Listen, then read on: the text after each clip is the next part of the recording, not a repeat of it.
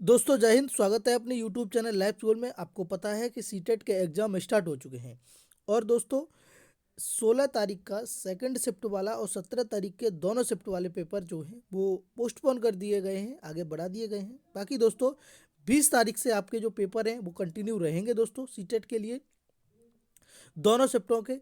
तो सीटेट में दोस्तों प्राइमरी लेवल में पर्यावरण अध्ययन पूछा जाता है 30 नंबर का। तो उसी को ध्यान में रखते हुए दोस्तों हमने अपने चैनल लाइव स्कूल पर एक श्रृंखला चलाई गई है संपूर्ण एनसीईआरटी के नाम से। और उसका ये चौथा जो वीडियो है दोस्तों, यानी कि 4 नंबर वीडियो है। एक वीडियो और आएगा, छोटे छोटे वीडियो हैं दोस्तों, 9-9 10 मिनट के हैं। अगर आप ये देख के जाते हैं तो दोस्तों यकीन मानिए कि आपका जो ईवीएस वाला पोर्शन है वो बहुत अच्छे से जाएगा, इतना यकीन करते हैं। ठीक है, चलिए तो देख लेते हैं दोस्तों। इसमें क्या है, क्लास फोर्थ की एनसीईआरटी है और क्लास फोर्थ की एनसीईआरटी में देखेंगे हम लोग। मैं आपको जो चैप्टर हैं वो पढ़ता जाऊंगा और चैप्टर से जो इम्पोर्टेंट पॉइंट बने हैं वो मैंने इस वीडियो में मेंशन कर दिए हैं, तो आपको बहुत अच्छे से देखना है। तो दोस्तों 14 नंबर चैप्टर है, बाकी के मैं करा चुका हूँ। अगर नहीं देखा है तो लिंक डिस्क्रिप्शन में है, आप वहाँ से जाके देख लीजिए। 14 नंबर चैप्टर में बसवा का खेत का नाम का चैप्टर है दोस्तों। इससे क्या इंपॉर्टेंट है वो देखिए। सबसे पहला पॉइंट हमें मिला था कि खूंटी की मदद से खेत की मिट्टी को नरम किया जाता है। दूसरा मिला था दोस्तों इलीगे, प्याज को पौधे से अलग करता है। पूछा जाएगा प्याज को पौधे से क्या अलग करता है, तो दोस्तों इलीगे ऑप्शन होगा, इलीगे आपको लगाना है। कूर्ग दोस्तों हल की तरह औजार होता है। कर्नाटक में जुलाई के महीने में प्याज की फसल उगाई जाती है। मोस्ट इंपॉर्टेंट रखना, जुलाई का महीना याद रखना। आपसे पूछा जा सकता है कि कर्नाटक में किस महीने में जुलाई वो प्याज की फसल के लिए इम्पोर्टेंट महीना है, तो जुलाई का महीना है। ठीक है, इससे इतना ही था। उसके बाद दोस्तों चैप्टर नंबर अगला है चू चू करती आई चिड़िया। और ये दोस्तों एनसीईआरटी का हमने पाठ लिया है। ये आप एनसीईआरटी पढ़ रहे हो तो आप देख सकते हैं। मैंने आपको सरल इसलिए बना दिया है कि आपको पाठ पढ़ने की ज़रूरत नहीं पड़ेगी, जहाँ पर जितने भी पॉइंट इंपॉर्टेंट है पेपर की दृष्टि से, जो कि आपका ऑनलाइन में पूछा जा रहा है, ऐसा ही सेम पूछा जा रहा है दोस्तों, तो मैं आपको इसीलिए बता रहा हूँ। ठीक है, तो इस पाठ में सभी पक्षियों के बारे में बताया गया है। पहला पॉइंट देखेंगे, किलचिड़ी पक्षी को इंडियन रोबिन के नाम से भी जाना जाता है। पूछा जाएगा कि किलचिड़ी को किस नाम से जाना जाता है, तो इंडियन रोबिन के नाम से जाना जाता है। कौवा पेड़ की सबसे ऊंची डाल पर अपना घोंसला बनाता है। ठीक है दोस्तों, सही है। अगला है फाख्ता पक्षी कांटों में कांटों के बीच मेहंदी की मेड़ पर अपना घोंसला बनाता है। आपसे पूछा जाएगा कि ऐसा कौन सा पक्षी है जो कांटों के बीच अपना घोंसला बनाता है, तो फाख्ता है। अगला है गौरैया आमतौर पर घरों में अपना घोंसला बनाती है, जैसे अलमारी के ऊपर, आईने के पीछे और दीवार की ओल में। अगला है वसंत गौरी जो गर्मियों में टुक टुक करती हैं, वो पेड़ के तनों में गहरा छेद बनाकर अपने अंडे रखती हैं। ये मोस्ट इंपॉर्टेंट है, आप लोग ऐसे ही से स्क्रीनशॉट लेके या ऐसे ही देखते रहें। दर्जन चिड़िया जैसा नाम वैसा काम, वह अपनी नुकीली चोंच से पहले पत्तों को सी लेती है, उसके बाद बनी थैली में उसके बीच में बनी थैली में अंडे रख देती है। यही उसका घोंसला है। ठीक है, आप ये सब देख रही है, देखिए ये एनसीईआरटी का ही है सब, है ना, ये सब एनसीईआरटी किताबों का ही है। अगला है शक्कर खोरा किसी छोटे किसी छोटे पेड़ या झाड़ी की डाल पर अपना लटकता घोंसला बनाता है। घोंसले में यह बारीक घास, पतली टहनियाँ, सूखे पत्ते, कपड़े के चिथड़े आदि शामिल करता है। किसी किसी घोंसले में मकड़ी के जाल को भी शामिल करता है ना। तो ये चीज़ें मैंने लिखी हैं, ये फालतू में नहीं लिखी हैं, ये भी पूछी गई हैं कई बार पेपर में।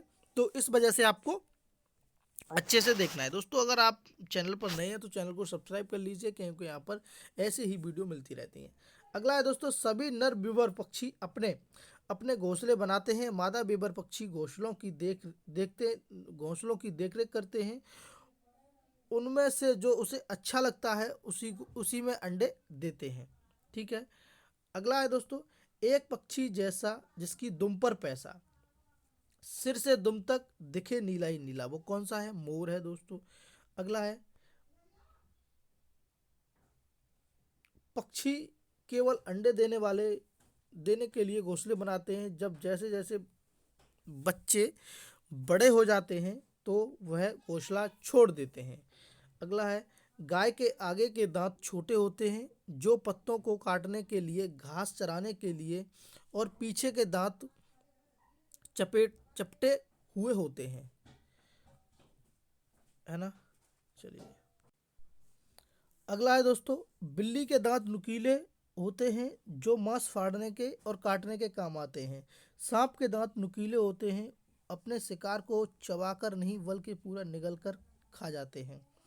अगला है, गिलहरी के दांत हमेशा बढ़ते रहते हैं, दांतों से काटने के कारण उनके दांत घिसते रहते हैं। ये इंपॉर्टेंट पॉइंट है, इसको अच्छे से देखना, ये पेपर में आया भी है आपके में। अगला है, नंदिता मुंबई में।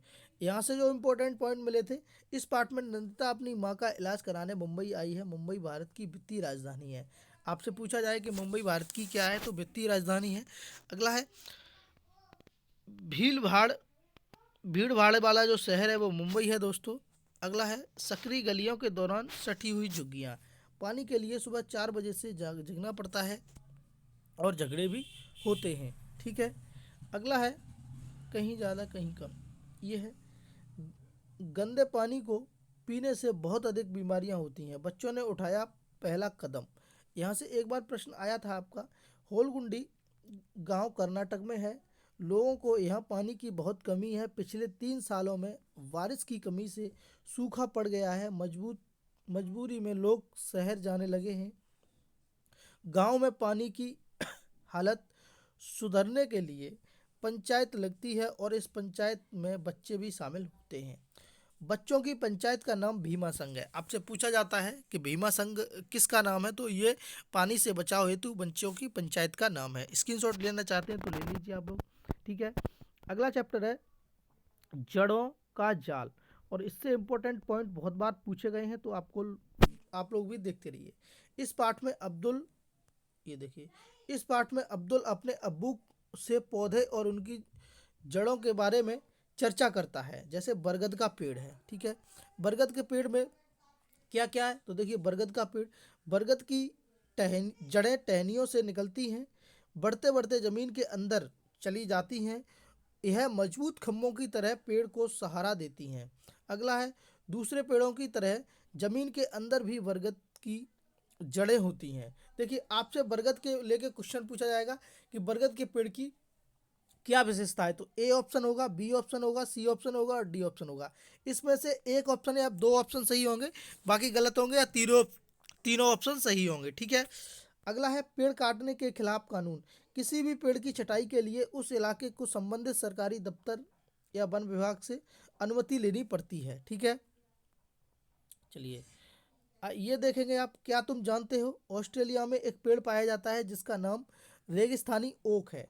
इसकी ऊंचाई क्लास की दीवारों के बराबर लगभग 4 मीटर होती है तथा पत्तियां बहुत कम होती हैं। इसकी जड़ें पेड़ की लंबाई के 30 गुना गहरी हैं। इस पेड़ में पानी तनों में जमा हो जाता है, जिससे जिससे इलाके में रहने वाले लोग तने के अंदर पतला पाइप डालकर पानी निकाल लेते हैं। इस पेड़ की जड़ें जमीन में उस गहराई तक जाती हैं जब तक कि पानी तक न पहुंच जाए, है ना। मेरी बात समझ गए होंगे कि ऑस्ट्रेलिया में एक पेड़ पाया जाता है जिसका नाम है राजस्थानी ओक। तो कई बार तो आपसे यही पूछा गया है कि राजस्थानी ओक कहाँ पर है, गुजरात, ऑस्ट्रेलिया, राजस्थान या जम्मू कश्मीर। तो रेगिस्तानी, इस वजह से राजस्थान लोग टिक कर आते हैं, लेकिन टिक करना है आपको ऑस्ट्रेलिया करना है, ठीक है। 20 नंबर चैप्टर है, मिलकर खाएं। और मिलकर खाएं में दोस्तों क्या है, इस पार्ट में छुट्टियों के बाद स्कूल खुल जाते हैं, बच्चों अपने अपने स्कूल में खाने को लेकर चर्चा करते हैं। बिहू, बिहू का त्यौहार दोस्तों चावल की नई फसल काटने पर मनाया जाता है ना। बिहू से सब बिहू से पहले की शाम को उरुका कहते हैं। क्या कहते हैं, बिहू से पहले की शाम को उरुका कहते हैं। बोरा और चेवा चावलों के 2 प्रकार हैं जो पकाने के बाद अलग अलग हो जाते हैं। यह त्यौहार असम में मनाया जाता है। तो बिहू कहाँ का त्यौहार है, असम का त्यौहार है ना। चलिए